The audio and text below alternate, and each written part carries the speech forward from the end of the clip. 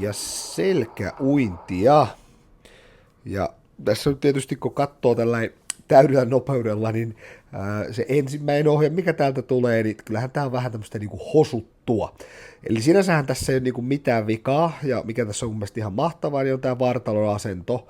Eli tosi harvoin näkee sitä, että on kuitenkin jonkin verran saatu sitä semmoista ikään kuin venemäistä pohjaa tänne, joka tarkoittaa sitä, että se lantio käännetään niin sanotusti alle. Ja sehän tässä on tavoite, että me painaudutaan tuolta yläselästä tonne veteen niin, että se alinkohta, mikä ui, ja sitäkään nyt ei tarvitse ajatella niin kuin, että se on just näin, mutta tavoitteena se, että se yläselän tavallaan kyfoosi siellä tai se kaari, se on se, mikä ui alimpana.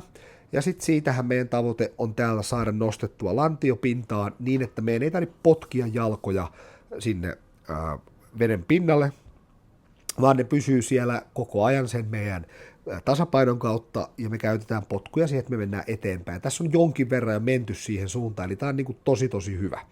No sitten se asia, mikä tässä nyt ehdottomasti eniten vaatii töitä, niin on tietysti tämä veron aloitus. Eli sä näet nyt tuossa, että sä laitat käden veteen, niin tää on vaan niin kuin huolimaton. Sulla on näköjään peukalo ja etusormi tuommoisessa niin kuin OK-merkissä, käden sormet koukussa ja kaikkea. Sitten sä käytännössä vaan niin kuin repäset tuommoisella, miten se on englanniksi, niin kuin clawlla tonne taaksepäin. Eli tästä puuttuu kokonaan se idea siitä, että sä annat ton käden tipahtaa alaspäin tai kierrät sen suorana alaspäin, ja sitten ihan samaan tapaan kuin vapaa-uinnissa sä muotoilet siitä kaaren, ja sillä kaarella tai kaaren päässä kyynärvarsi ja kämmen osoittaa taaksepäin, ja sitten sä painat sillä pinta-alalla taaksepäin. Eli ihan samat prinsiipit kuin vapaa-uinnissa.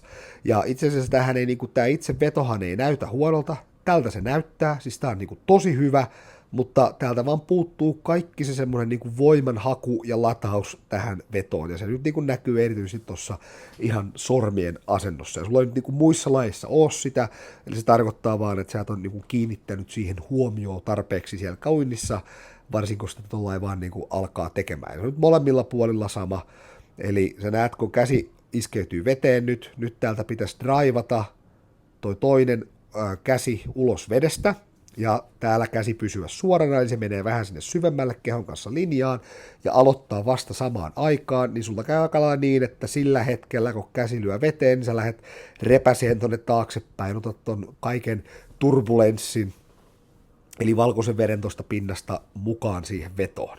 Mutta itse veto, niin siis tää on tosi hyvän näköinen.